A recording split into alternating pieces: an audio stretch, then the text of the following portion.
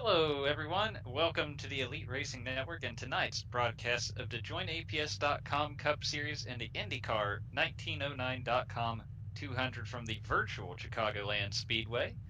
I'm Zach Evans. I may or may not be joined by Alexander Nedd tonight. Dave Huckleberry punching buttons over in the stately production studio in wherever the heck Indiana he's from. Um, Got 200 miles of Cup Series action for you here tonight. Getting ready for another exciting race here with the JoinAPS.com Cup Series. And of course, we'll also be joined at times tonight by Race Control's Mark Murphy. Without any further ado, let's go ahead and check out the starting lineup for tonight's race. On the pole, Car 90, Scott Crump, Jonathan Cutlip joins him on the front row. Nick Massey, Ryan Gable on row 2, David Tooker and Tate Lytle on row 3.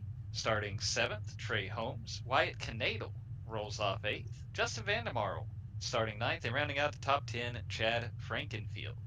Starting 11th, we have Chris Wright. Position number 12 will be Jesse Racimas. Looking back at row 7, Jeff Green and Josh Adams. Johnny Thomas starts 15th. Matthew Weeks in 16th, Dylan Thomas 17th, Braxton DeWeese 18th. Ethan Stanley starts 19th, and Caleb Thompson will start 20th. Robert Hill rolling off 21st, followed by Harrison Talon, Garrison Hogan, Joshua Clark. Starting 25th is Justin Wadsworth. Tyler Fody starting 26th tonight. Andrew Rucker 27th. Hunter Smith will start 28th. Casey Hatch 29th. Gerald Campbell 30th. Ethan Burrell 31st. Justin Fortner 32nd. Seth Rawls 33rd. Jordan Owens 34th. Jess Story 35th. Brent Jones starting 36th. 37th is David Carpenter. 38th, Dustin Dewar. 40th is Michael Goodman. 41st, Rory Collins. 42nd, Kynan Jones. 43rd, Michael Hossack. Let's see. Is Nick Delicado is on track. 44th. Mark Murphy is not on track. He's busy tonight. Pretty sure Kyle Hanshaw is also not on track. Correct. I try to keep up with it when we get those bonus names at the end of the grid. Yep. And I did hear that Alex will be here. He is just late. You'll have that in big time real life work. So we'll try to carry the load while he's here, but should be getting ready for the start here. See the pace car make the hard left turn, and we're about to be underway here in the IndyCar1909.com 200 at Chicagoland. Scott Crump leading the field to the start-finish line.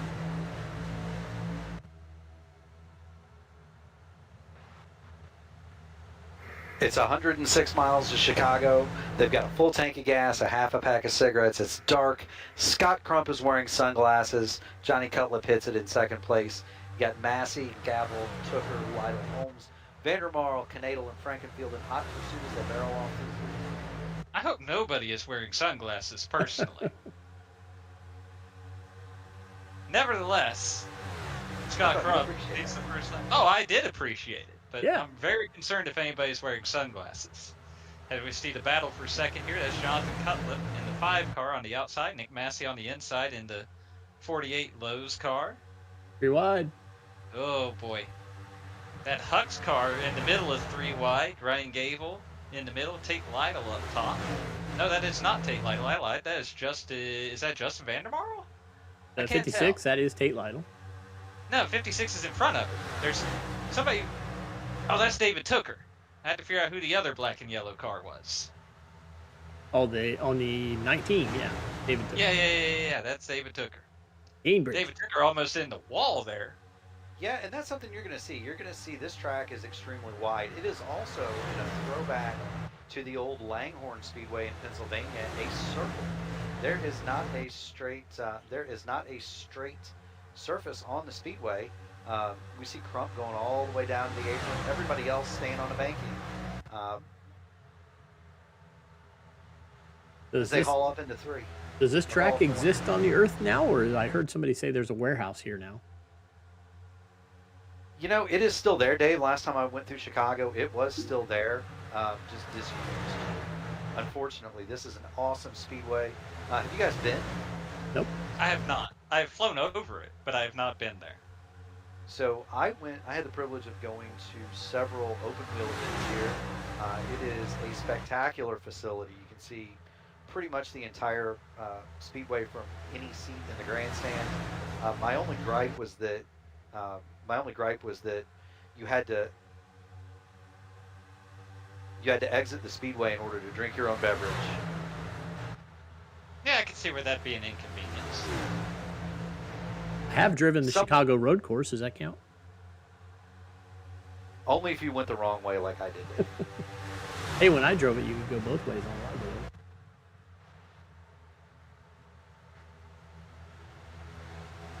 As we're looking here, the top 4 have pretty much single filed out, but Chad Frankenfield on the inside of David Tooker. That is a battle for 5th. Chad Frankenfield in that 15 car on the inside. Ryan Gable's looking to the outside there of Tate Lytle, but nothing's going on at the moment. Jonathan Cutlip going all the way down to the apron as we go through the front stretch. You'll see that sometimes at these 1.5-mile tri-ovals, but you haven't seen it a lot tonight from what I've seen.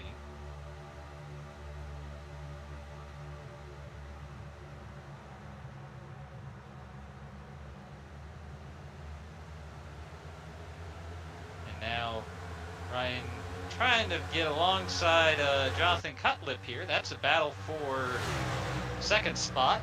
Scott Crump loving this in Izmir. He's able to open up a gap of about a second here while these guys are fighting.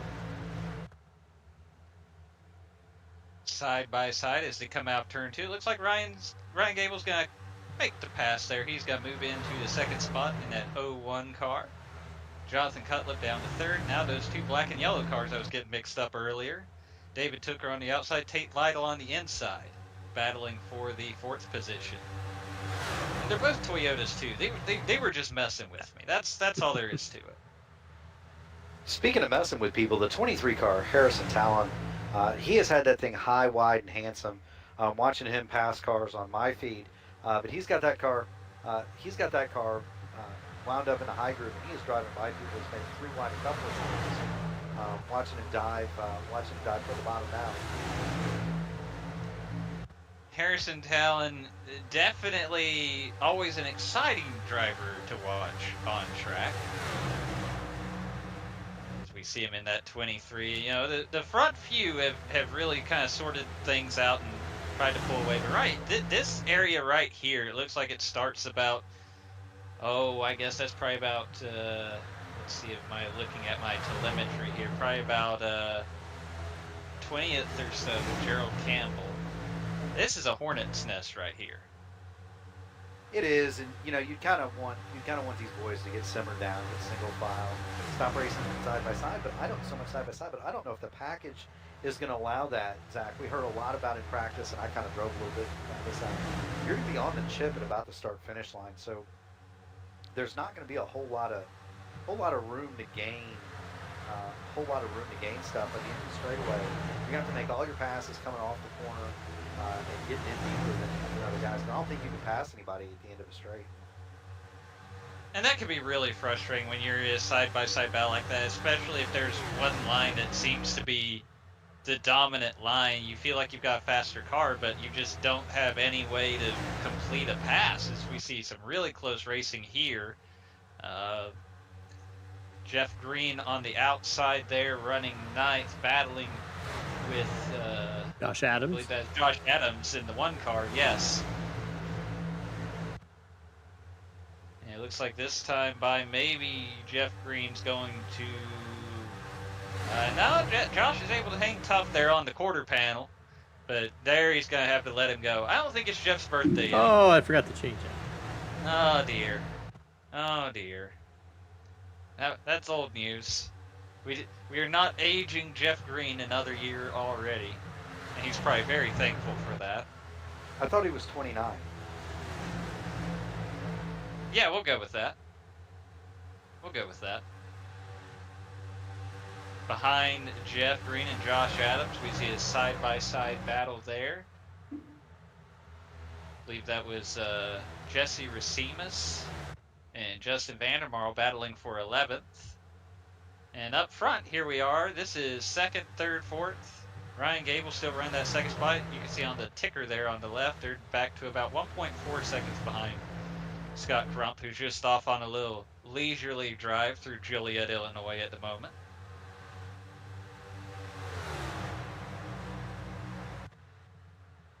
Seeing now that these guys are running single file, getting a little more aggressive, biting off at that apron.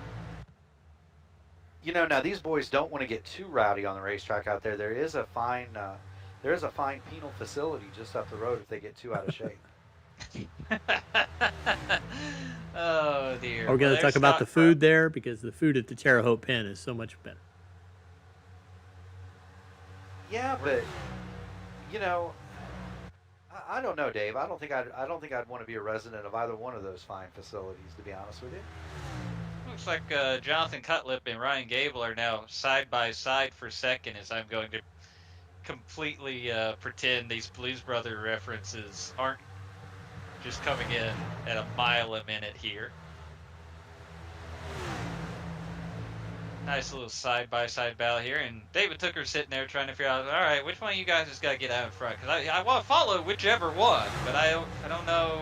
It's got to be Ryan? Is it got to be Jonathan? Where do I want to be? I don't know. I mean, there's no place that's really going to be safe here. You know, these guys going 2-3 wide all the way around the track back, well, call it 15th or so, 20th. They're racing hard in the back there. I think, Zach, as the tires wear, you're going to see the line move up quite a bit. Guys are going to be able to hold the bottom for a while, but I experienced in just 10, 15 laps some pretty significant wear on the right front. So in order to keep up, I think you're going to start seeing the old Harry Gant line come into play. Maybe make like the handsome one right up there around the top at the end of the tire run. Just try to get some speed. You know, the kids don't call that the handsome Harry line anymore, but I appreciate it. Well, what do they call it? The Larson line. There you go. You know, as much as I love Kyle Larson, it's always going to be the Harry Gant line. It was the Richard Petty line before it was the Harry Gant line. It's true. It's true. Because you know what Richard would say about the line. You don't hit as hard when you run right up against the fence. That's right. You don't have to go as far, and you don't hit as hard.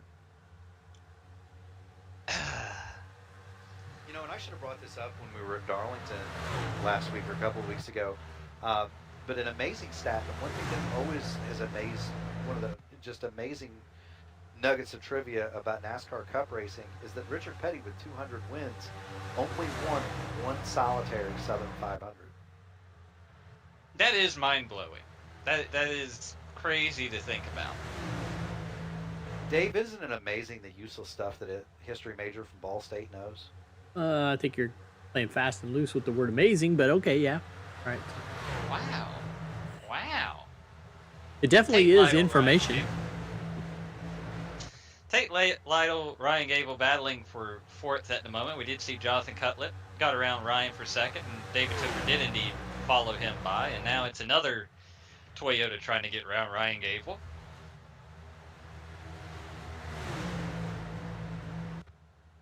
Boy, that was really tight off turn 2 that time.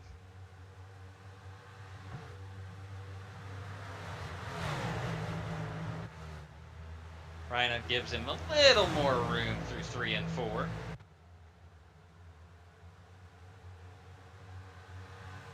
Tate doesn't quite give us much room going down the front stretch. Now we're getting into the side draft portion of tonight's program, I believe.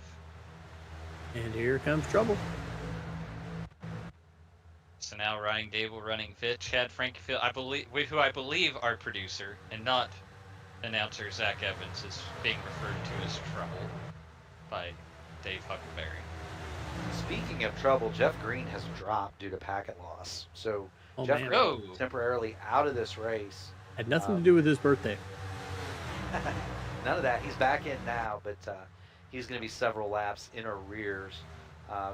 Not to put the jinx on it, and knock it on all the wood surfaces I can find, but we are now nearing lap 25, 23 complete, coming to 24. No cautions. This might be one of the longer green flag runs of the season. Guys are getting stretched out, kind of single file throughout the field now. Tires are wearing out. Guys are just trying to keep it on the road, being careful. We're about to see, by the way, who did their homework and is able to save tires. You know, I believe it was last week with the race at the Nashville Fairgrounds. We had a 50-some lap green flag run to start the race, and then we know how the rest of the evening went. So I'm not going to get too excited just yet. Well, but that was only 25 miles. You know, we've done what? Dave, I went to Ball State. Help me out with the math. Oh boy. Oh boy. Oh boy. What is this, 2 mile oval? Mile and a half. Oh, mile and a half. So, yeah, 37 miles. Yeah, see, we've already been a further distance, though. Okay, I'll allow it. I'll allow it. Well, guess what? Caution! I believe we have Brent Jones in the wall from what I'm seeing. Yep, there's Brent Jones, David Carpenter. I believe that was Michael Goodman. We're going to get a look on the Mark Rebelos replay machine. Figure out what happened here. There's that hornet's nest we were talking about earlier. I see Harrison Talon inside a 3 wide with Ryan Schold and Justin Fortner. Schold is stacking up. Oh, what happened with Carpenter there? I was afraid it was going to be the checkup, but it starts behind that. We'll take another look here. I wonder... He said he jammed on the brakes and kind of lost it. Let's see here.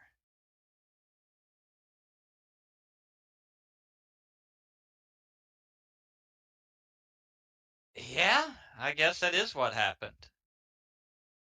He's accepting the tally. Yeah. Oh, and Michael gets Haas a little piece of it there, yeah. And you can see the right front, the toe link damage there on the 71 in that replay.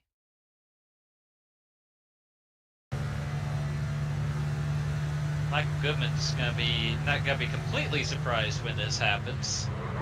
I'm just going into the corner and wham! And there's another hit from old Dave Carpenter for good measure. He's just trying to figure out what happened. Yeah, everybody's down pit lane. Like, Yeah, that Except for definitely Robert. checks out after a good little 20-some lap run. Oh, okay. Robert stayed out. That's You can do that we'll in a lot see of how races. we'll see how that pays off for him. Well, you get the bonus point for leading a lap. You get yourself a little bit of TV time. Um, easy tally there on the 71. Uh, don't. He said he jammed on. 71 said he jammed on the brakes and looked like thing just turned right with him. Brent completely innocent bystander there. So uh, we're gonna put that on David. That'll be his first one of the day. Interesting to see if Robert stays out here. Is he gonna try to stay out there on them old tires, or is he gonna come in, pit, and just go to the back here? We see on the scoring pylon Jeff Green 5 laps down after rejoining, and here we do see Robert Hill come to pit road. Well, like I said, gets himself a little bit of TV time. Yeah. He gets a bonus point for leading a lap.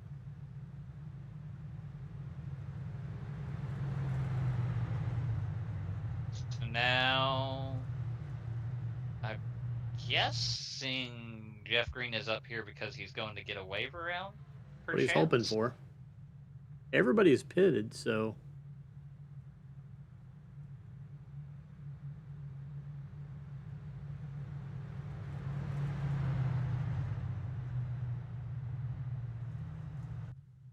I mean, even if I can, but I wonder if I'm very confused. I'm not going to lie here because I feel like he should have at least gotten, which maybe he got the free pass. I don't know. I'm not sure exactly what's happening here with the free pass. I could see where maybe he isn't getting a wave around because the system considered him trapped behind Robert Hill. But hello, can you hear me? I apologize. Nope, can't hear you. I'm so sorry. And there goes Jeff Green. Yeah, you've only missed one caution. It's not bad. Oh well, that's good. I had my date mixed up, and I thought this was our off week. To be honest. Next week.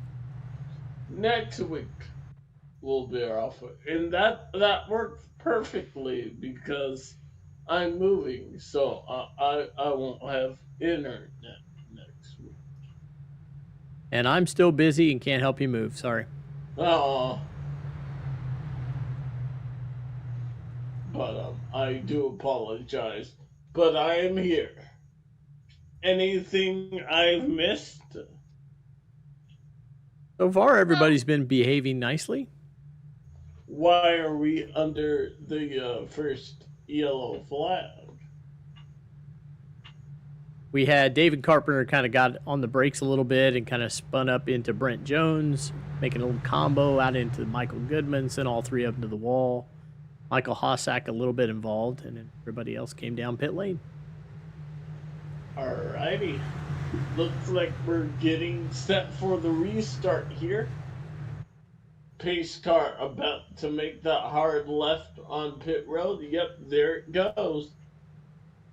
Putting the field in the hands of Nick Massey, who gets the field rolling. That 48 car is back underway here at Chcicagoland. Oh, Tate Lytle looking 3 wide up top already on the restart here. Yeah, that 48 car, it had control, but he did not get going. 3 wide still for second. Ooh. Yes, it got really tight right there. They can fan out a little bit now that they're on the front stretch, but that exit of 4 has got to be really tight if they keep running 3 wide, and it looks like we've started another 3 wide behind them. Monkey see, monkey do. Oh! David took her with the slide job right there. Nick Massey feeling the heat from both sides. Still 3 wide. Scott Crump has taken the lead. But man, is this a battle for second. Scott Crump is loving this in his mirror right now, I promise you. Look at this racetrack. Look at this race, boys. This place has everything. We got 3 wide for what appears to be second place. Cutlip, Massey, Tooker, all involved. They get straight down 2 wide, down into 3 and 4. 2 by 2 behind them, back to about 20th. Yeah, if you're a driver, you like that because it gives you options. You don't necessarily have to stick on the bottom. Yeah, and Alex, we were kind of talking about this earlier. The car is going to be on the chip for a long portion of the straightaways, and so it's going to be difficult to drive past guys at the end, make a run and drive past them at the end. However, you're going to see a lot of guys going deep in the corners, taking a shortcut like Chris Wright did down the front. He just did that and gained a couple of spots. Yes, 100 to go here.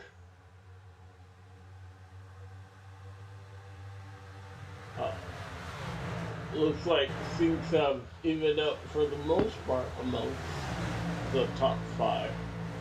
Yeah, it looks like our first side-by-side battle. Well, I was about to say it was this Josh Adams battle, but now we've got Jesse Racimus and Andrew Rucker battling.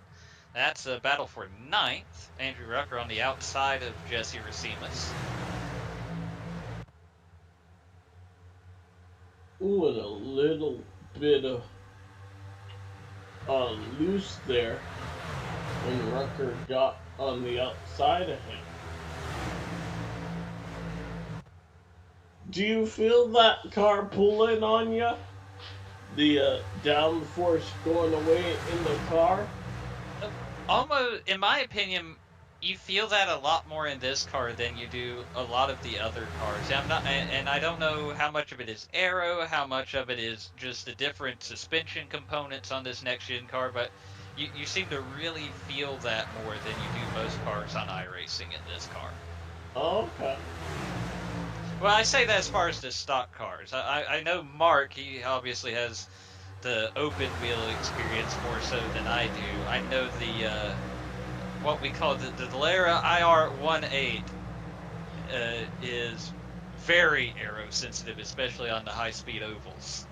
Yeah, I mean, so the open wheel stuff, especially the IR18, you get behind somebody at a high-speed track, Kansas, Chicagoland, mile and a half. Somebody must be smoking. Somebody that's is a ton of damage there we saw on the apron. Couldn't quite get, I guess it's Justin Wadsworth. We see on the pylon he's coming to pit road. Oh, that's he's all messed up. That is. Maybe we can get a replay and see what happened. We have to do it the old school way to get there. Did not bring out a caution. Did not ping. Okay. Yeah, we didn't even get a notice, like a notification of incident. So I'm curious. What if he's driven like this for 5 laps? There we go. There's wow. Oh, so 9-2 contact with Ethan Stanley. Oh, that is hard. A big hit. You can definitely see the toe link is broken, and that happened on the exit of turn 4. He had to make a whole lap. Oh, the toe link is the least of his worries. All that smoke you see, that means heavy engine damage. That's got to take a lot longer to repair than that toe link. He's got to be sitting there a while. He can go make himself dinner real quick. Oh. Yeah, tough break for Justin Wadsworth, one of the good guys in the series. Feel bad for Wadsy. We helped him out. I helped him out a little bit in Indianapolis. Just such a good guy. Shame to see him in the pits and broke for sure. But back to that aero thing, yeah, I mean, the oval wheel stuff is super sensitive at high-speed ovals, anything mile and a half. Well, any oval, period. You run in somebody's tire tracks like these guys are doing for more than 5 laps or so, it really takes a toll on the right front. Then you start playing with the tools, and it starts hurting the right rear until you're just flat out of tires. That's why we go to Michigan, for example, in the open wheel car. You will see guys after about halfway. You'll see guys halfway through a run they'll be out of tools and they'll either start knocking the fence down or they'll start spinning down the apron on turn two because they're just flat out of tires and out of adjustments. They've used up all their stuff and they can't get off the corner. 5-car breakaway at the front of the field. You saw what looked like Nick Massey giving Scott Crump a run for his money. Scott Crump, I believe, is still the point leader. Now this is different than what we saw earlier, Zach and Alex, where Scott Crump just kind of ran away and hit a little bit. Right now, he's got some company, 5 cars in that front draft. You got Crump, Massey, Cutler, Chipper, and Chad, then a half a second back to take Lytle. But this is a lot different than the way that first run went, for sure. Yeah, this is really the first chance we've seen with Scott Crump really under any kind of pressure tonight, if we're honest. And so far, holding strong in the lead. We'll see what Nick Massey or Jonathan Cutlet might have up their sleeves here as we close in on lap 50. Riding on board, Nick Massey in that 48 car at the moment. Nick has shown to be a fast car. I'm not sure what the who the pole setter was, but I guarantee that 48 car was high up. Was it Crump, the pole setter? Crump started on the pole. Nick Massey started third. All right. I knew just by the speed in this race car. And Nick Massey, he might be biding his time. Along with that 5-car, Jonathan Cutler. You know, with the gearing in this car and the way that it's going to be very difficult to build a run off the straightaway, I don't know how much time biting can really be done here. Gentlemen, I don't know if there's anything to save. If you can get momentum going, you may have to take it. Well, I'll tell you, somebody who's not biding their time, Andrew Rucker. I don't know if you've noticed this. He's up 19 spots from the start of the race right now. He's worked his way up into the top 10 in the 8th spot in that number 64 Ford. He is on the move here tonight. Rucker, who would desperately like a win. I don't remember the last time he went to victory lane, but it's been a while. Started 27th tonight.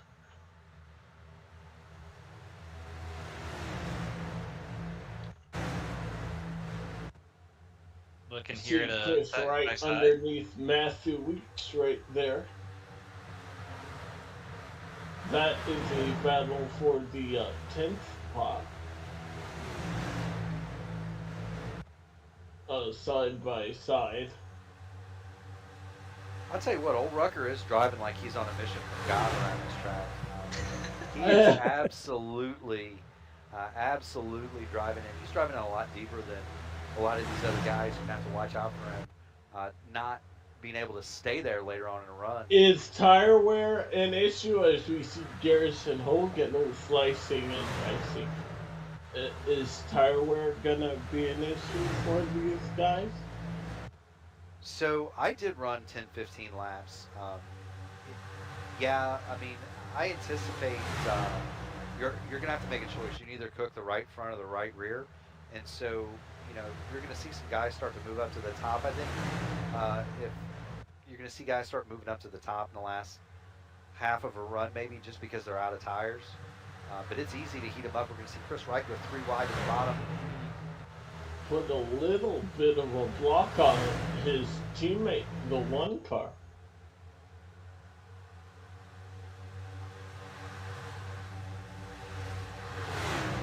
And the apron here, I love what Mike Joy says. If it's paved, you can run it. And that is the case here.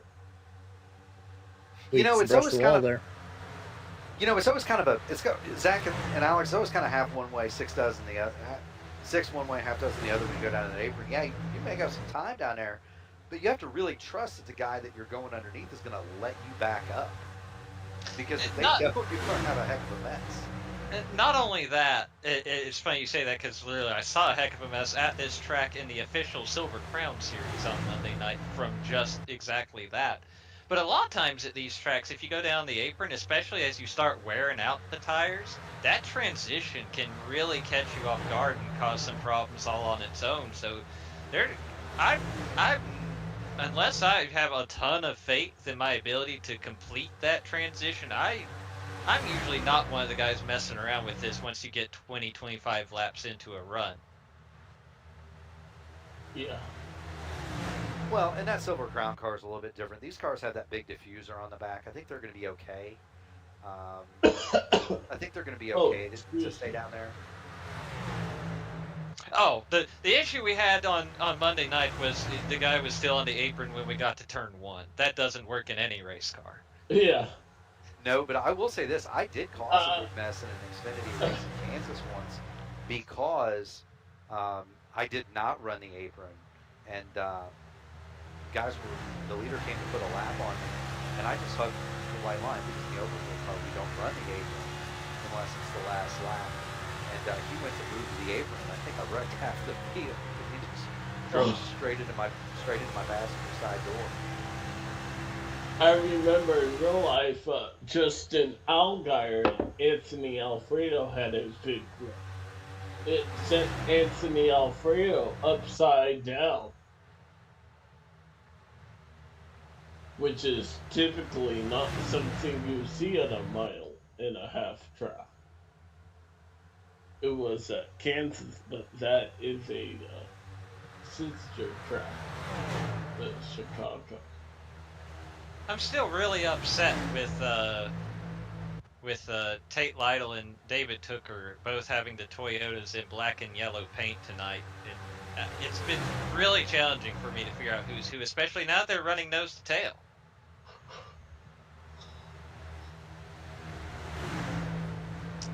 I caught something out the corner of my eye on my other screen. I'm going to try to figure out exactly what I saw and get back to you, but I believe there may have been an incident on track that maybe with Dylan Thomas.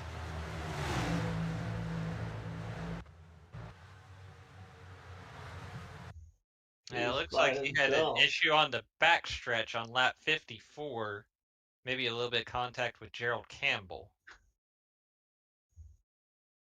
There we see him off the pace as we're winding up the Mark Rebelos replay machine. Oh, yeah. I would say he got some help.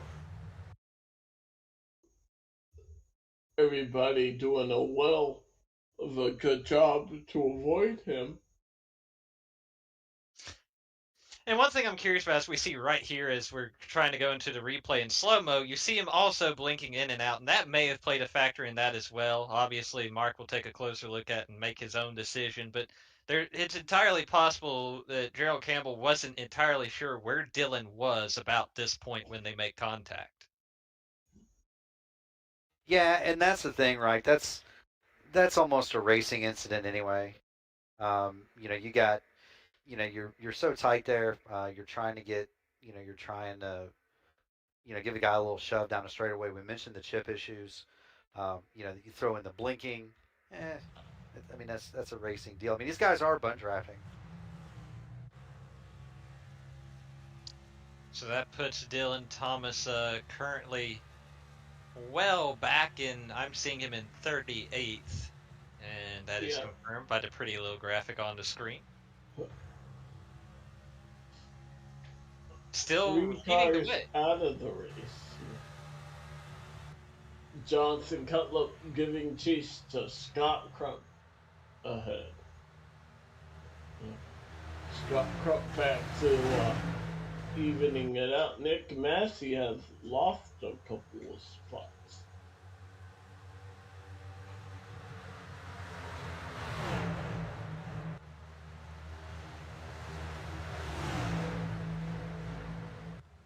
Yeah, Nick Massey right now in that side-by-side bow with Garrison Hogan for the 6th spot as we see Hogan on the inside in that purple and white 22. Chad Frankenfield's got to try to be next in line here to get around Nick Massey. Yeah, Nick may have you all the good in those good years. But I mean, to be fair, I prefer Firestones, but there's not. There, according to Tony Stewart, there's not a lot of good in the good years, but we'll let Tony expound on that issue as he so eloquently does. Did you guys, by the way, speaking of Tony Stewart, see the I-5G community race last week? I did not. Ooh. I saw what it was. I have not watched the video of what actually transpired on track, but I need to make that appointment viewing. Oh my goodness! So Brendan and that crew, I race open wheel cars with them a lot. They're a fun bunch, but and I believe they've raced in the elite open wheel race at the facility in Speedway, Indiana, as well. Yeah, Trino and Demerit showed up there a couple 3 years ago and took all our money. How really? No. They were one and done. Great drivers. That was the race that Steph Wilson spun in front of the field in the South End on lap 1. I remember that now. I now that you mention it, and honestly, it's as unfortunate as that was for the people in that race. Steph Wilson really had a classy gesture to a lot of those guys he impacted in that race afterwards. I recall. I don't remember exactly why it was, but I remember him taking some time to if I remember correctly, he refunded some guys. He was. I was one of the people impacted. Steph is a class act, all the way around, 125%. Longtime competitor in that particular race, and to be honest, it was one of those deals. I was like in the 8th or 9th row. I was in the middle of my row. To my inside was RC, and to my outside was Fody. So that was my row in my first Elite 500, which was that was my first race in the Elite race. Oh wow! And I had to start between RC and Fody. What? By the way, we are past halfway, and Scott Crump did lead the halfway mark. I don't know for. It's a point? A point for stages, but he does. He does. Back to finish that story though. So I slid through that, didn't hit anything, but got like the invisible damage, and so I had to run around for 199 laps at the big oval between Columbus and St. Louis, like 5 miles an hour off on my top speed, and wound up 11th just because I stayed out of trouble. Well, that's how you learn.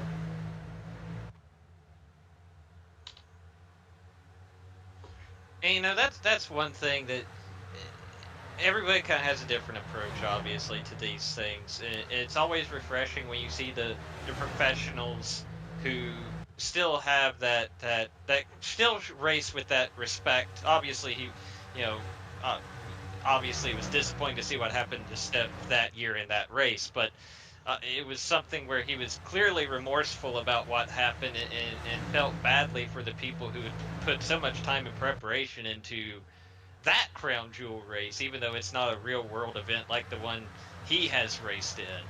And you see that, you kind of get, unfortunately, both sides. There are guys who have that approach, and then there are guys who, frankly, are far less accomplished than Steph Wilson, but show up in leagues like this and like to throw around their think they're the shit.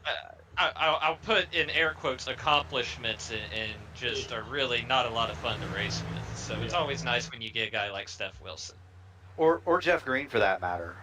Jeff is 100%. 100%. Jeff is 1,000% a class act. We've seen RC here. He's always pure class. Most of the guys that do show up and run with us are. Which is absolutely amazing. But I'll never forget that, and I'll never forget out of that first race how badly I needed to use the restroom about lap 175.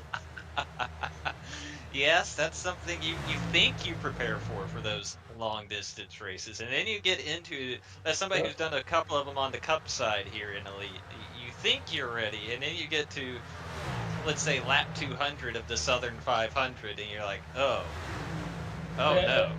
I do remember one year, Chad, and I pulled off in Contact here. The 88 almost got into Jesse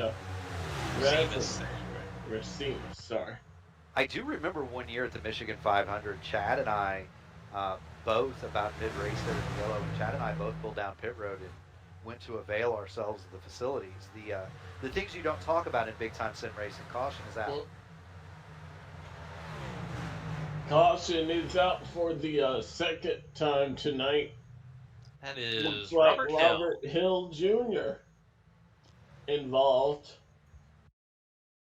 Let's see what happened to bring out dose caution here. Car 2 and Caution 2 for your numerology fans out here.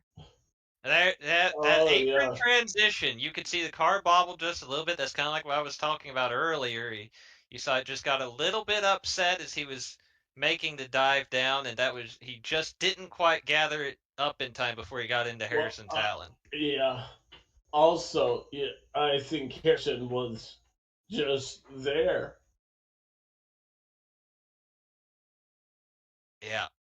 So there's the contact. And that's going to be what sends Robert Hill around. I don't put that necessarily on the 23 there. Oh, no. Harrison made it pretty clear he was going to go to the bottom there.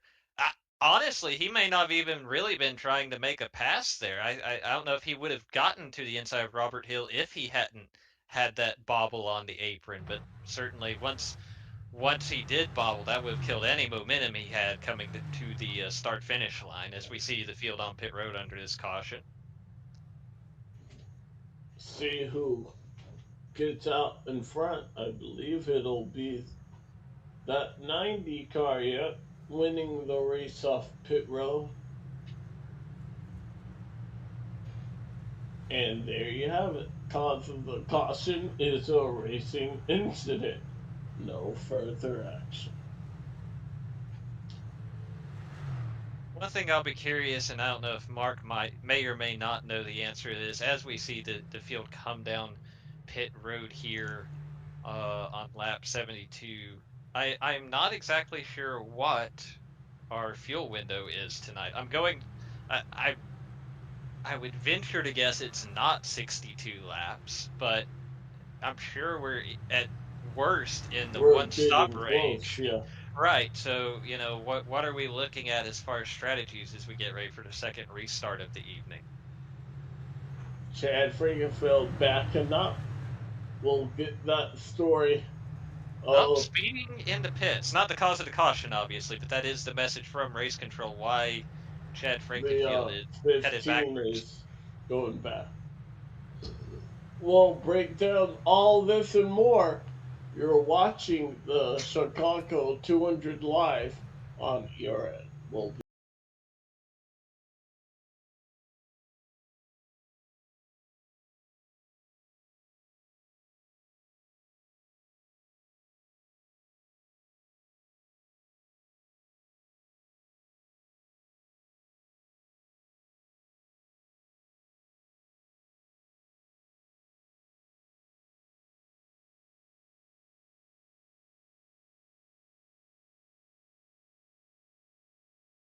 easy, but experiencing it is. iRacing puts you in the driver's seat with the industry's leading sim racing game.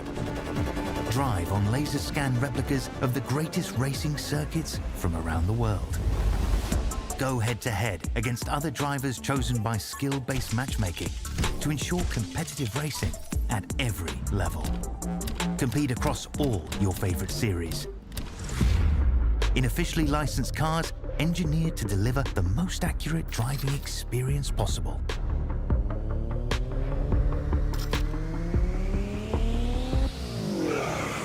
Join a race or host your own with players from across the globe.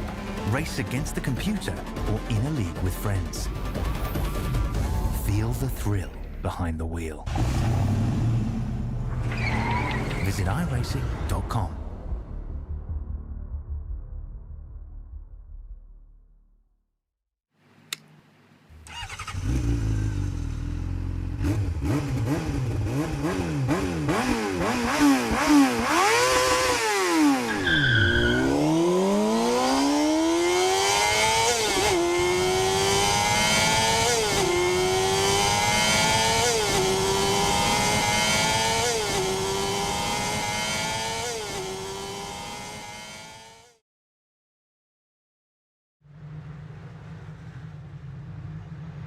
Doubling up here, you see Chad Frankenfield having to serve his penalty.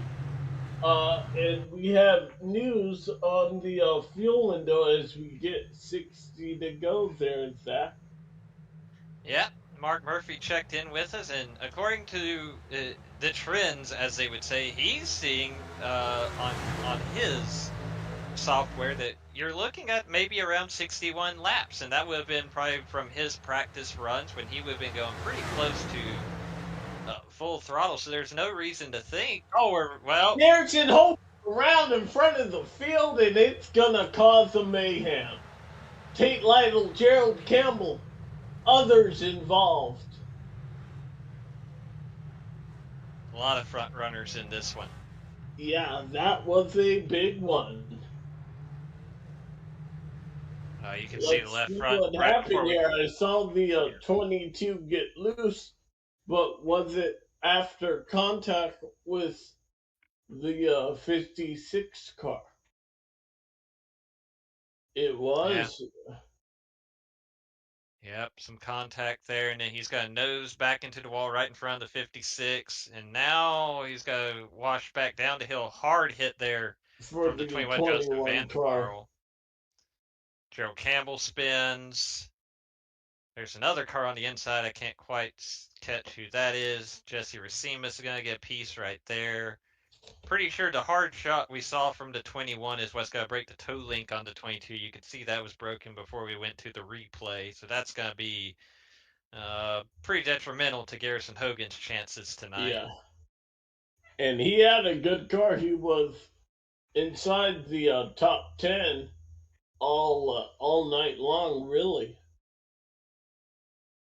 We're going to get a look here at the contact. Hard to say that the 22 have an issue that the 56 just could not avoid.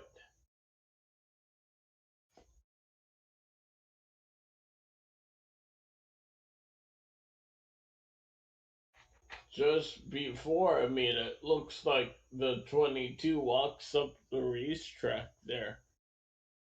Yeah, I mean it's pretty straight. I mean maybe he got a little tight and had to float out the throttle. I'm not sure.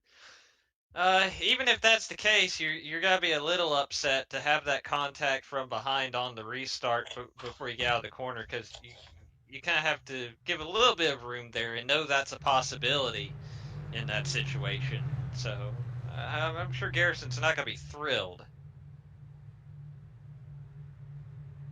So that is definitely gonna take the fuel window out of this. Everyone should be able to make it. Right. I was actually just about to try and look and see if maybe anybody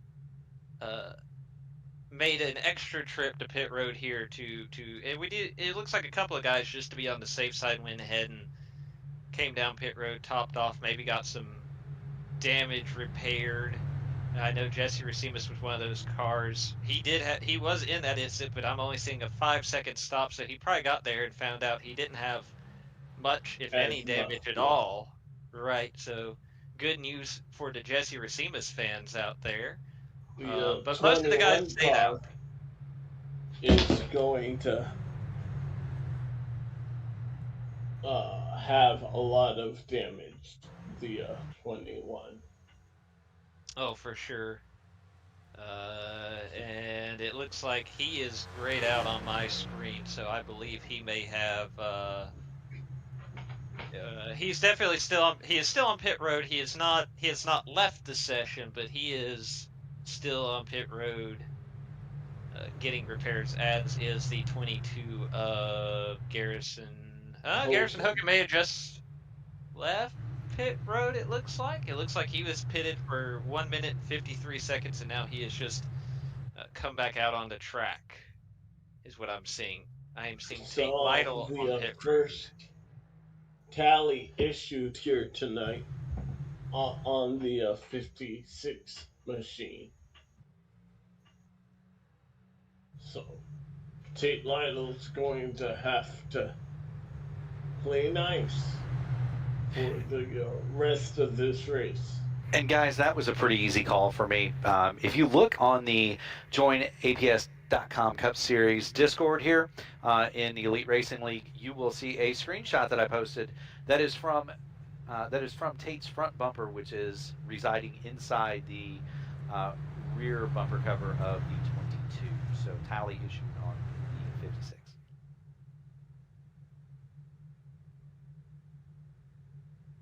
So there you have it from Judge Mark Murphy, the honorable or dishonorable, depending on your opinion.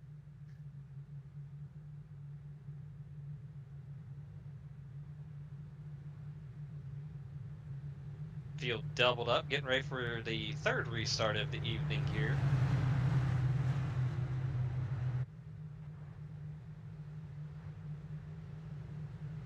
Scott Crump took the top for this restart.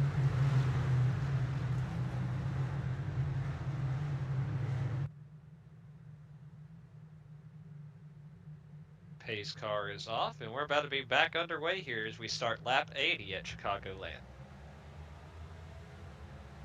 Get the field back underway here.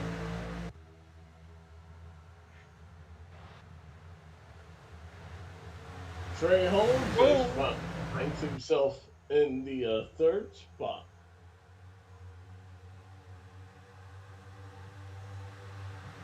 Oh, Cutler trying to. A little bit of contact between the 5 and the 90. That's gonna send Scott Crump back.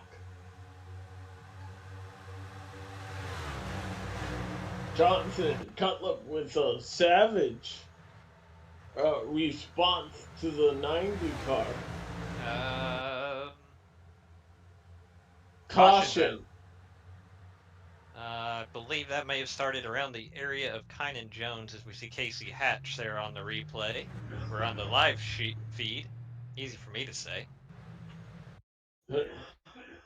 See what happened here. Uh-oh! Oh, Chad gets into the 85 just a little bit. It's that transition we talked about.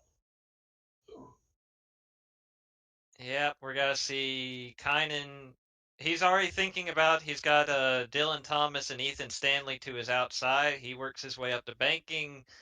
And then there's the contact from the left rear from the 15 of Chad Frankenfield. And he's not going to catch this. He's got to try really, really hard. He does about the best he can here. He's got locked up. He isn't overcorrecting. He's doing everything he can to make this as painless for everybody else as possible. But unfortunately, the car just too much momentum, carries back up the hill. And Casey Hatch nowhere to go. Is the next victim to find him. And I really hate that, because I fully agree that, you know, Kynan did everything. Somebody in that situation, as you're trying to avoid a wreck, Kynan did everything you want somebody to do. He isn't fighting it. He isn't overcorrecting it. He's got the brakes locked up. And just unfortunately, there was just too much speed, and the car still came back up the hill, and Casey just nowhere to go. Johnson Cutlet taking the lead for the first time tonight. He better run, because he did get into the 90th. Scott Crump.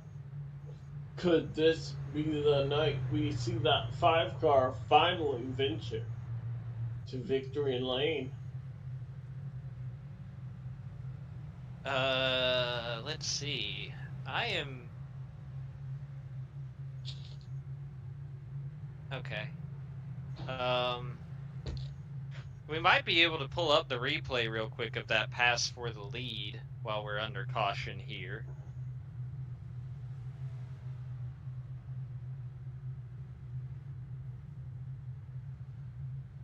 Yes. Yes. It would have been about 3 laps ago, so lap 80 of 134. Replay. Here we go. Heading into turn 3. Looking from Jonathan Cutlip's perspective as they head towards turn number 3. I mean, I'm gonna say he was there. The 90 car just a bit late,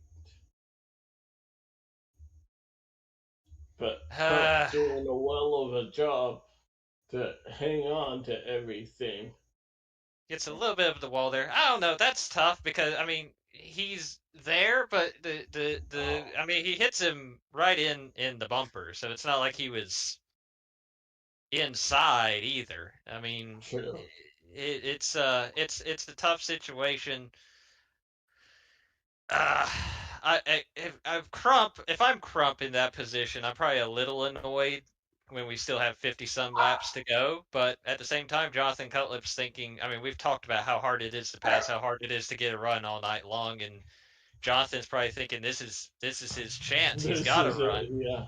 Right. So tough break there all around, but still plenty of racing left to go, and we'll see how it all shakes out. Yeah. If you're gonna run like that, race like that, you better run. Also, seeing some blinking out of that 5 car. Hopefully, that won't be a factor. Now, I'll tell you, Scott Crump is more talented than I am, and here's why. He has posted in the YouTube chat, done dirty, which means he's capable of typing and driving at the same time. I can tell you one person who is not, and that is me. So, good on him for that, if nothing else. Alrighty, well, we know. I'll tell you who else is good at that in an open wheel car is Robert Malechka. I've never seen a guy doing 240 mile an hour in a draft, typing as fast as he's driving. It's crazy. Brent Jones will sometimes copy and paste like Wikipedia articles into the driver's chat. He just has them on standby? I've never really asked what the method to the madness is there. I just know it happens, and it always looks really weird in a chat system that was built in 2008 and definitely was not designed with Wikipedia articles in mind. During the next caution, because I've got to go out on a limb and say we'll have another one, we'll probably need to get some ad reads in from Dave, but we are doubled up getting ready for the restart here. Jonathan Cutlip and David Tooker. These guys are friends, so I don't think we'll see quite as a dramatic pass for the lead here as Jonathan Cutlip gets the field back under green, and we're once again racing at Chcicagoland.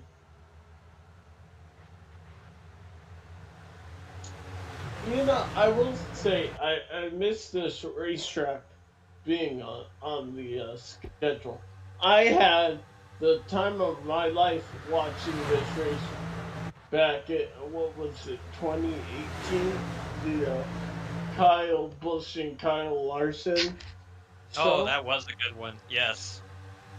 And, you know, that's one great thing about iRacing is some of these tracks, whether they're, you know, a place like this or even some of the ones that have been removed completely, like Myrtle Beach Speedway or you know, Concord Speedway here in North Carolina. There's several others that, you know, now Motegi still exists, but so the story goes, the oval portion of it is still not in great structural shape following some of the storms many years ago in Japan. But you can still get on iRacing and run all these racetracks, and we can have events like this at these racetracks where we still get to compete with these Cup cars and these great drivers here in Elite. As I say that, and of course somebody brings out a caution, so maybe this one's not so great. I don't know. Oh, Tate Lytle's pretty good. We'll see what happened. He's better than me, so I won't talk crap about him. He's into grass here. That's not ideal. Never a good reason, and then he walks back up the racetrack here. So it looks like maybe there was some contact with the 10 of Nick and Delicato.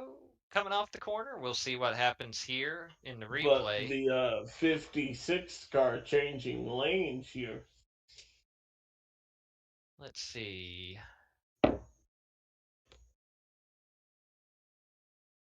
But yeah, a big run by the 10 car. Yeah, but definitely a little bit of contact there, and then Tate's gonna clip the grass, come back up the track into Brent Jones into 51. Yeah, and that's gonna get him sideways. Racing Innocent, the ruling from Mark Murphy, as there we see the contact with the 56 and the 51 that ultimately triggers the caution.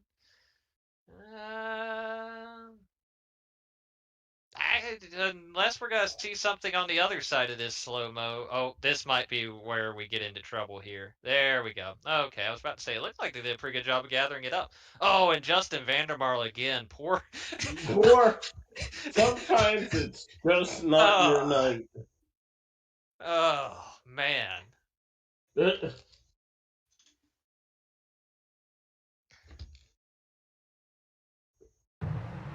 So that caution flag allowing us to get some ad reads in. Why don't we do that, and then we'll bring you back after these messages. Go ahead there, Dave.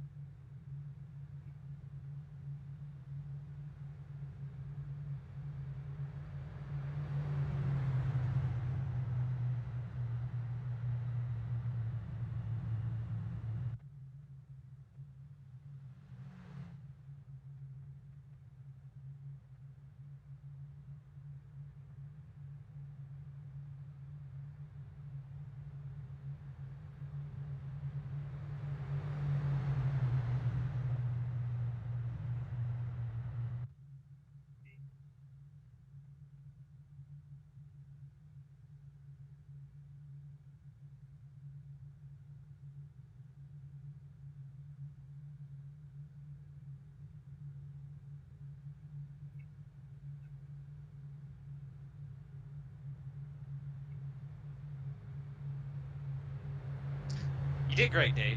You did great. I will. Yeah, no problem.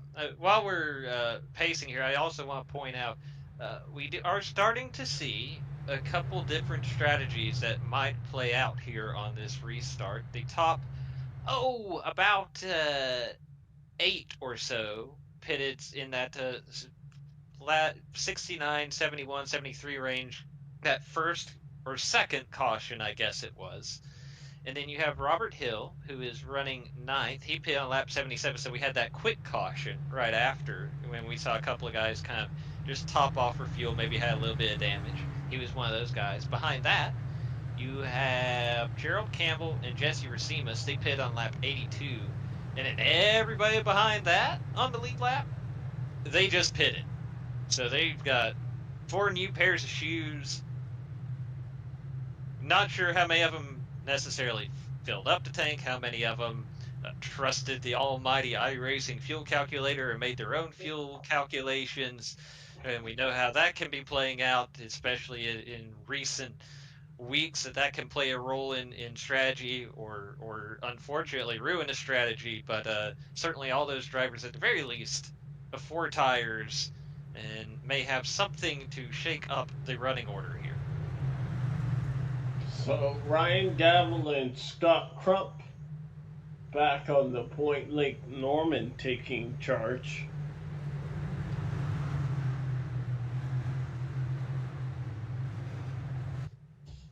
Ryan Gavel, You're mad about the Pro Edge cars looking the same. I'm mad about the '01 and the '90. They look the same.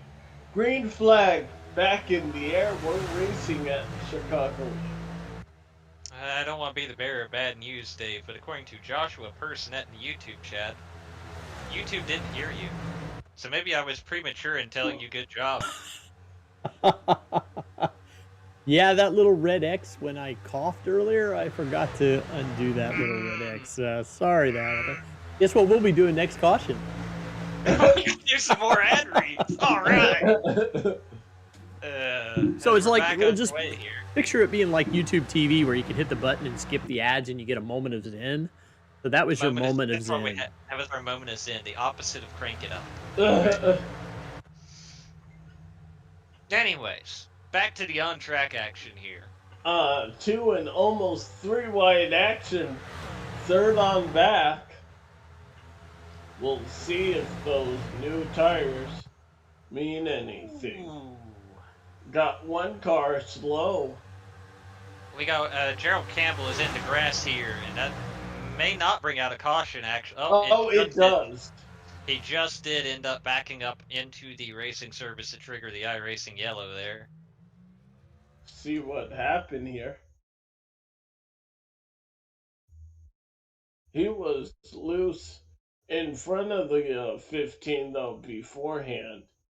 Hey, let's give him credit. That's an amazing amount of restraint for somebody who would normally have just finished that slide off. Back up a little bit. Let's see how he got loose. Okay, you're okay. I'm maybe giving him credit too soon. This is gonna be iffy. This is gonna be a tough one because you're gonna see him pull across the nose of the 15 here. He sees the 4 in front of him. Yep, there's the contact. And then he's got to get a handful of apron here. That's not going to help anything either. That's not good. And now Chad's got to do everything he can to stay off of him, but I think they're still going to make some more contact here. Maybe, maybe not. Oh, yeah, right here when the car tries to snap back to the right. There's where the coup de grace comes in. He may not have he may have missed him still. I'm not sure. Either way. And off Joe goes into the grass. I will say this, that 31 car never quit driving it. All right, Dave, you want to try some ad reads again? Sure. I'm pretty sure everybody can hear me this time. Here's Take 2. We are the JoinAPS.com Cup Series. APS offers a complete solution for all types of businesses that need to process credit card-related transactions. Their industry-specific solutions provide the best options for your business model. They have experienced client service representatives who understand what your processing needs are. Our premier partners, TA Services.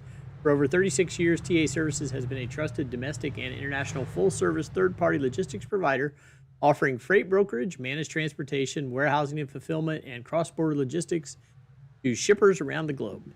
TA Services moves what matters to you. Let TA Services make ship happen for you. Blue Egg Marketing. Blue Egg is the marketing department for small businesses. We help businesses punch above their weight class. Small business owners, Blue Egg is your biggest fan. Worldwide Technology Raceway is a motorsport racing facility in Madison, Illinois, close to the Gateway Arch. It features a 1.25-mile oval that hosts NASCAR Cup and Truck Series and an open wheel series. They have a 2-mile infield road course used by Speed Tour Trans Am, SCCA, and Porsche Club of America. They have a 1/4-mile drag strip that hosts the annual NHRA Midwest Nationals and Kartplex, which is a state-of-the-art karting facility. And tonight's race sponsor is IndyCar1909.com, which is past, present, and future. And I made a joke. I'm going to make the same joke again. We thank them for coming on board and sponsoring all these races so that we can legally say the word IndyCar1909.com. I almost feel like I have to wait for the YouTube chat to chime in before I compliment you this time. Yeah. How's that, JP? Good? 10 out of 10. All right. So, quick update go ahead. Yeah, quick update from pit road. Not much of an update. We saw, obviously, Gerald Campbell came to pit road under this caution. Does not look like he had much damage. Was only on pit road for 14 seconds, but surely wanted some fresh tires after using up that set spinning out. Robert Hill also came to pit road. We also saw Brent Jones try to get some damage fixed, and Jordan Owens came to pit road. But yeah, so that's those, and of course Tate Lytle still on pit or back on pit road. I shouldn't say still. He's been coming on and off pit road pretty steady since his incident, as well as Casey Hatch as they try to get their cars back to 100%, or at least as close as it's going to get to 100% tonight.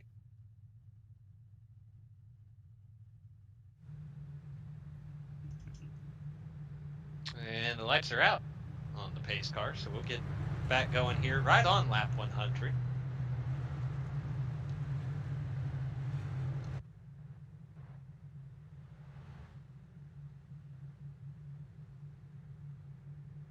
Working lap 99 of 134 will be 100 when we go back to green. 34 laps to go, and are we done seeing the last yellow flag? I would venture and say no. You know what we really need is one more Lake Norman car up front.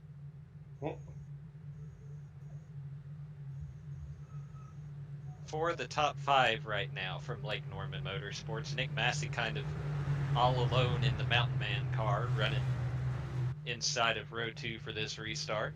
Enemy territory. But hey, that's where you gotta be to win. Nick Massey sandwich. Lake Norman showing out. Lake Norman showing out. Excuse me. Ryan Gavel and Scott Crump on the front row. We are racing here. 34 laps to go.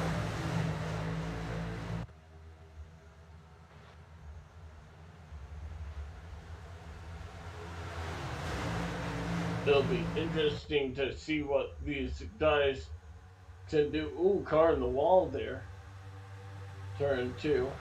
What these guys in the back, if new tires really mean anything. 3 wide. Oh, tight. Oh, we're almost 4 wide here. Really tight 3 wide there. Ryan Schuld on the outside of Ethan Burrell and Ethan Stanley. Ethan Burrell in the middle. The Ethan and Ethan show carrying on from last week.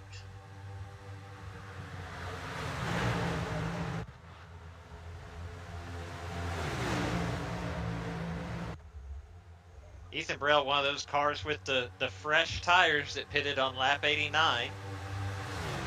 So is Seth Rawls, who we see in the black and blue 25 behind. Oh, he's got to try to go 4 wide here.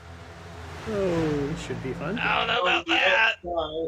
Thought better of it. Oh, Ryan Car in the Schuld wall, gets- another car in the wall, Rucker hard in the wall. Rocker going to ride the fence there, hoping not to trigger a yellow, but that was significant contact.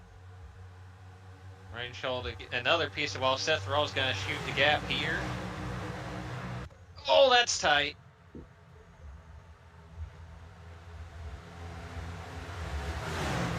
These guys on new tires want to make the most of it. Don't know what sent the 64 car into the wall there, but the action is too hot to take a look back. You know, one crazy thing right here, Ethan Burrell, we mentioned one of those guys that pit on lap 89 with those fresh tires. Ethan Stanley, I'm seeing his last pit stop at lap 69, and he's well, I say that right now he's under pressure for Matthew Weeks, but he was hanging right with Ethan Burrell in all that crazy 2 and 3 wide action. Scott Crump trying to get the spot that got away from him.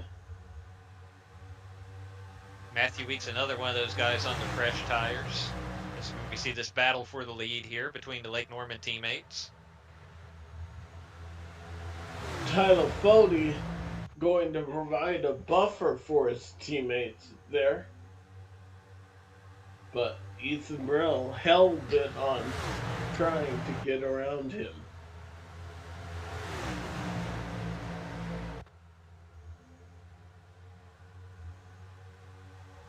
And this is where it's tough, but you got to be smart here if you're Ethan Burrell, because you've still got 28 laps. You know you've got the fresher tires.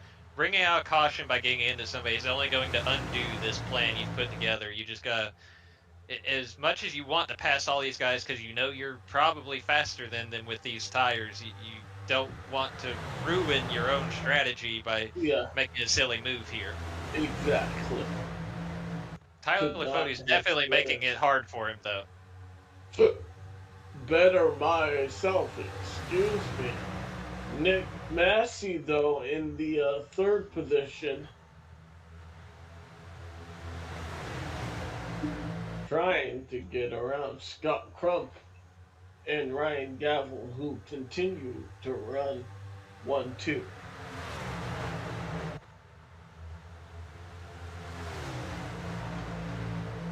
Oh, that lap counter is about to tick down, guys. I must admit, this is the first time this season I don't know who to pick. So I'll pick last. I tell you what, boys, I'm not going to pick. Obviously, I have to remain neutral, but somebody's going to get their watch broke here in these next 26 laps. That's for darn sure. I don't know if it's going to be Gavel. I don't know if it's, Scott Crump, even though those are teammates, he's known to drive through anybody. Nick Massey, third, Rocket Quick. And somehow, through all the trials and tribulations today, Tyler Fode is fourth. How about that? Zach, you go ahead and pick first. You know what? As we see Ethan Burrell work to the inside of Tyler Fode in the battle for fourth, I'm gonna say those fresh tires pay off here, and it's gonna be Ethan Burrell. I was going similar, but I thought Matthew Weeks. I'm going to take Weeks. That works. I'm going to take Nick Massey. There you go. That 48 car seems to be strong. Well, Ryan Gable's doing what he needs to do right here, and that's build a little bit of a gap, and that's going to pay off. As silly as it sounds, the further you can get away from those fresh tires, the more ground Ethan's going to have to make up if he does happen to get by these top three. Right there. That was see that save? I did see that save. Definitely some close racing there with Tyler Fode. Tyler Fode's not going to let him walk by. It's not just a teammate thing. He's fighting for his own position as well. And but now he's going to have to deal with both Matthew Weeks and Ethan Burrell. I didn't know that there was a hole there for Ethan Burrell. I don't think Brexton DeWeese thought there was a hole there if I had to make a wager. Tyler Fode trying to keep it all in the Lake Norman family currently. With 23 to go, Lake Norman Motorsports currently run 1, 2, and 3. Whoa! Ethan Burrell Burrell was a piece of the fence. Doing what Fode's doing right here, boys, that's a good way to get that rear bumper worn right off. You see him playing both sides of the street there, trying to make sure he's holding up Weeks. He's not letting Massey run on the bottom either. Meanwhile, his two teammates set sail off in the distance. But eventually, 22 laps to go, with 21 to go this time, these guys are going to start getting impatient here. Definitely. The patience will wear thin. Somebody got a piece of the wall there again behind. But there's going to come a point where these guys, Matthew Weeks or Ethan Burrell, or even Nick Massey, honestly, they're gonna get pretty frustrated, especially as this bottleneck. You're starting to see the 2 and 3 wide forming up behind Braxton DeWeese, where these faster guys with these fresher tires are closing in on this battle, and they're gonna start running out of racetrack to work with. I don't know if I want last year's defending champion on my tail. But if I'm gonna be a guy to defend him, I'd probably be and pick that 40 car. And look, Tyler Fode's entitled to race as hard as he can to hang on to this third spot, fourth spot, fifth spot, whatever he can do. Again, yes, there are the teammates in front of him, but he's also, I mean, he's got to run his race also and get every position he can. He knows he's got the older tires, but if he just rolls over and let these guys by, he's got to finish 20th, you know? So he has to put up a fight here, but that, you know, it's also very frustrating when you're on the other side of that also. And these guys will remember that.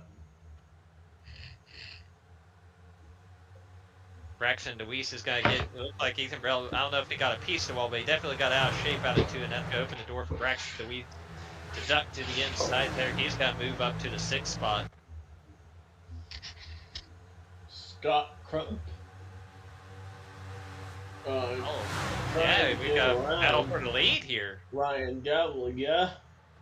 On the outside, making him work for it. Almost thought they would have stayed in line. Keep that gap out of there for a while.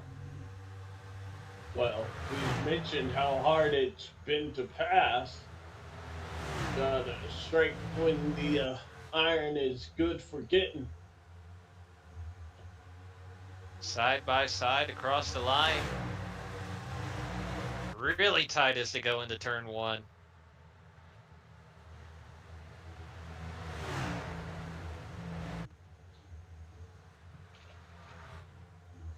When we were picking winners, I thought somebody would say, "Who's on a mission from God?" Alex, we were doing Blues Brothers references, not for money, but just for fun. That's where at Chicagoland. Oh, okay. Well, you know, in spite of these guys running side by side, you know, they're still 9/10 of a second ahead of Tyler Fode here. I'm kind of surprised to see, well, we'll see if they're able to close it in here over the next 3 or 4 laps. But, I mean, yeah, you can see it hasn't hurt them too much. Now is he got to clear him this time? Ooh. Ooh, he tried to. No team orders at Lake Norman, clearly. Scott Crump gets around Ryan Gavel, 15 to go.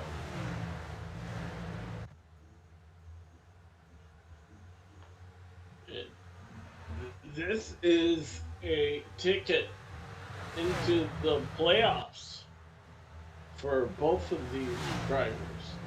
They have not won this season.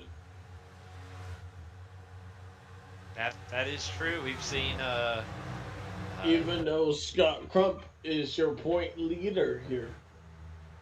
Our only repeat winner this season being Ethan Stanley in that 92.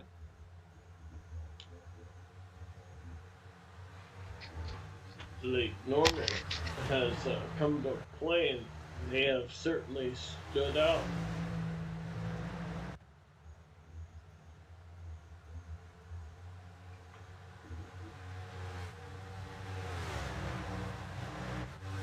You know who's not looking good right now is my pick as we fade back here to this battle.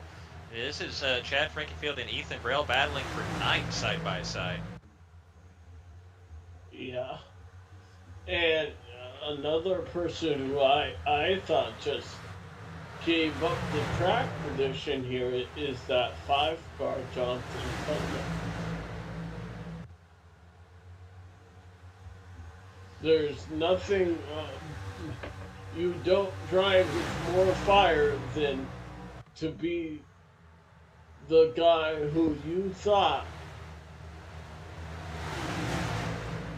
you had one coming than that 90. Look at this gaggle of cars here. I don't even know what this is on that. From 8th on back. I mean, this is 3x3x3. Oh, there's contact. That's gonna be a huge hit. Hard. Wyatt Canadle and others. Yeah, Wyatt got turned into the outside, and you can see the There's Jesse insurance Racimus we see on here. result. Yeah, man, let's see what happened here. White Nadal inside of Justin Fortner and Oh, Hunter Smith. They get to Ethan Stanley. look at the A net little bit code of there. contact. Yeah, a little bit of contact, a little bit of net code. Caleb Thompson with a piece. Ryan Schold with a piece. And then Jesse's gonna have nowhere to go. Yeah, definitely some net code there. Wow, it doesn't get much closer than the '05 missing that. But, oh, Caleb Ryan Thompson Soul. sneaking by. Yeah, and that's when Jesse Racimus is going to get a piece of it right there. Caleb Thompson's yeah, there's Caleb Thompson gets into Ryan Schold there after he spins back up the track. Poor Wyatt just trying to keep his nose clean right there. So one thing that's going to happen under this caution, I don't want to say everybody yet, but it's looking like pretty much. I think I can actually now say everybody's coming to pit road. Right about there, Jesse Racimus is thinking, "Oh, cool, I missed it. I'm in good shape." Nope, right here. Terrible feeling, by the way. Speaking from experience, when you think you've got it missed, and You then may, and then right at the last second get collected. or even worse, it depends on the field of view, which I realize is a little bit of a tricky term, but basically, how you can set the monitor, you can adjust it, and the idea behind it is to adjust based on where you sit and how big your monitor is, where your chair is positioned, and the idea is if you do it properly, uh, you set it up so that it mirrors what you would see if you were sitting in the car as much as possible, like dimensionally and ratios and all of that, so that, and that's more for your brain, right? So that your brain can react to what it's seeing the way you would react if you were in an actual car. Uh, that's the idea behind it. But if you're in a situation like me personally, my field of view tends to be pretty tight because I sit much closer in my rig than you maybe would a normal car because I just have a regular old gaming chair and a steering wheel attached to a desk versus one of these nice rig setups or whatever. Well, what that does is, even with a widescreen monitor, that does take away some of your peripheral vision when you have that real tight field of view. It's entirely possible in that situation he never saw the Ford car until he was literally right in front of it.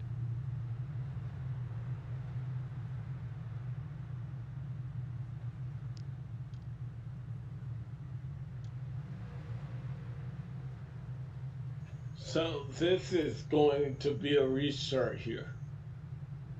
And I say that because there's a lot on the line. Scott And Crump has been, I would say, the class of the field here today. everybody's on that level playing field now. Um, everybody came down pit road, got tires. Um, it's we're gonna throw haymakers now. Gonna probably restart here with 6 to go. Yes. Lights went out here.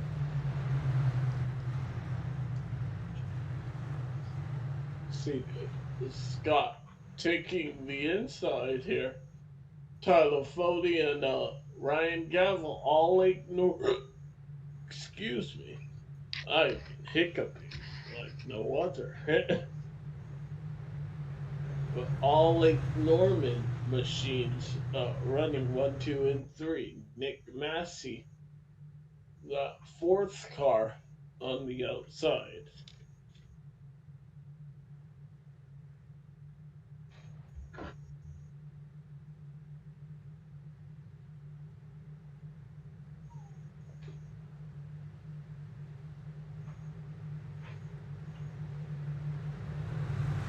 6 laps to go.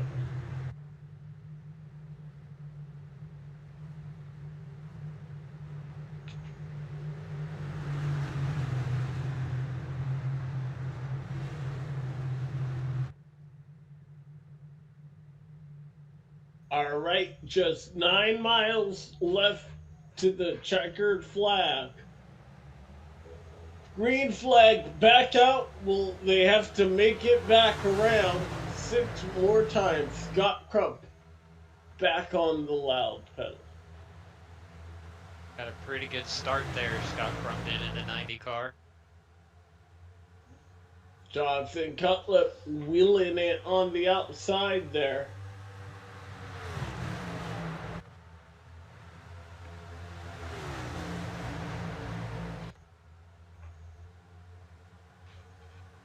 Five to go. 5 fingers in the hand of the flag man right there. Have a caution. Oh, Caution. Braxton Weed just got the wall, but that was after the caution. We'll have to see what happened there. Here we see, is that, yeah, I believe that's Ryan Ryan Sold. Yeah. See what happened here. And this will bring us to overtime. Oh, yeah, he just got a bit of the apron. Yeah, got a bit of the apron. Overcorrected. Wyatt to Nadel goes around.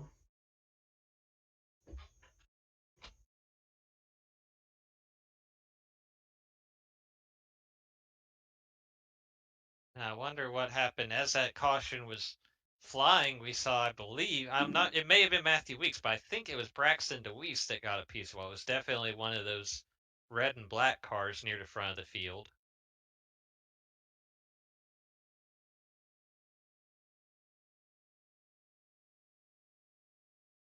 Oh, contact with that's Seth Rawls and Braxton DeWeese, both the Shift Esports cars coming together here. I think Seth was expecting to file in behind Braxton or was expecting a little more room there. Not sure which, but the net result is Braxton got pushed into the wall there. Pretty significant contact under caution. Yeah, the caution just came out there. It was pretty bang bang, but we definitely saw, or at least I saw the caution graphic on the screen when Braxton got into the wall, but the contact itself may have happened before the caution. I'm not sure. Or yes, that's what I meant to say. You'd have to get an angle where you can see the caution light as the contact happens. Yeah. Plus, I mean, Either way, it would have been so close afterwards. Yeah. I think we'd have a hard time ruling that. It's not like they were on the backstretch catching up to the pace car, right? You know, so. All right, they have to make it back 2 times. We'll be back for the restart. Don't go anywhere. You're watching Chcicagoland 200 live on ERN.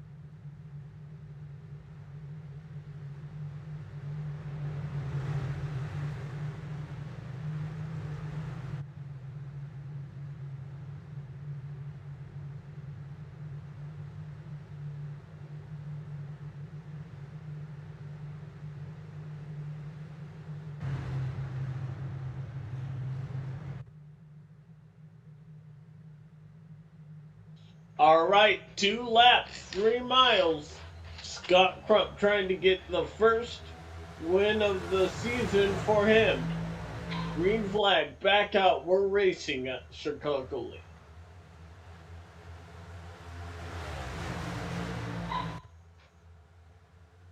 Tyler Foley and Ryan Gavel battling it out for second. But Scott Crump just wants to see one flat. Now hold on a minute here, fellows. Old Gavel got a heck of a run on that top side. He's going to be coming. White flag White is out. flag We're and line win. here. Ooh, Ooh. I thought there was contact there. 3 wide for 5th place. The leaders will make it back. I don't know if these guys will. Scott Crump thought he got the lead taken away from him on a technicality. Well, he answered that the best way possible with some win Is it here going to be Lake Norman at 1, 2, 3? Chcicagoland.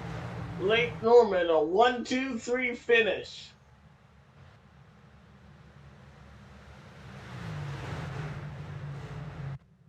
Congrats to Scott Crump. That was a job well done.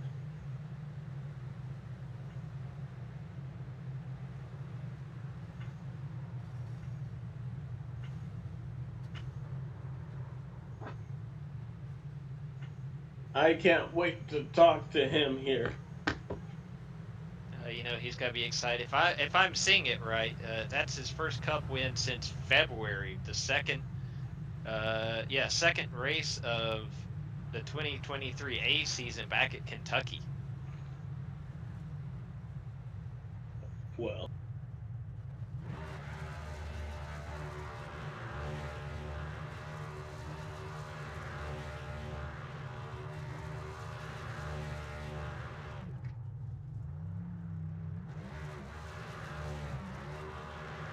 congrats to Scott Crump. We're gonna have an abbreviated post race here, but we will be talking to our podium finishers here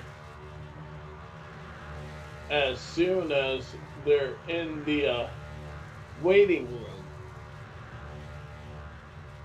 Yeah, that part I always can't control. So. Scott might still be celebrating for another 10 minutes. Well, he figures he goes last, so.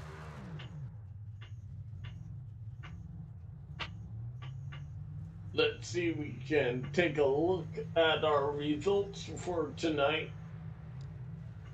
I got those here somewhere. Where did I put those?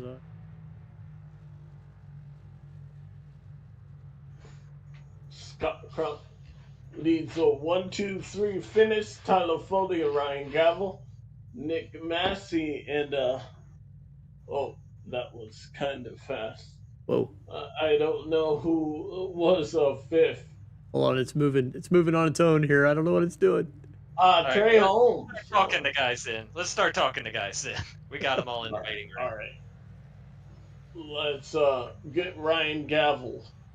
Ryan Gavel, it's Alex up in the booth. You got a copy? I sure do. It's nice to be back in here. It's been a while. Yeah, yes, it has. Walk us through what it was like getting a podium finish here for tonight. It feels good. This is a track that that I feel pretty good at. I think I finished third last time we were here when I led over 100 laps, and definitely had that speed tonight. I mean, Crump was probably a little better than us, but we had a good fight there on that last long-ish run that we had toward the end of the race, and he ended up getting by me. We had a really good fight. That was a lot of fun. He definitely had the car to beat, and then Fody grabbed me on that last restart. But it was a lot of fun. Had a good time. Loved this track. The race was it had enough of some runs in there that it was all right. But I'll take it.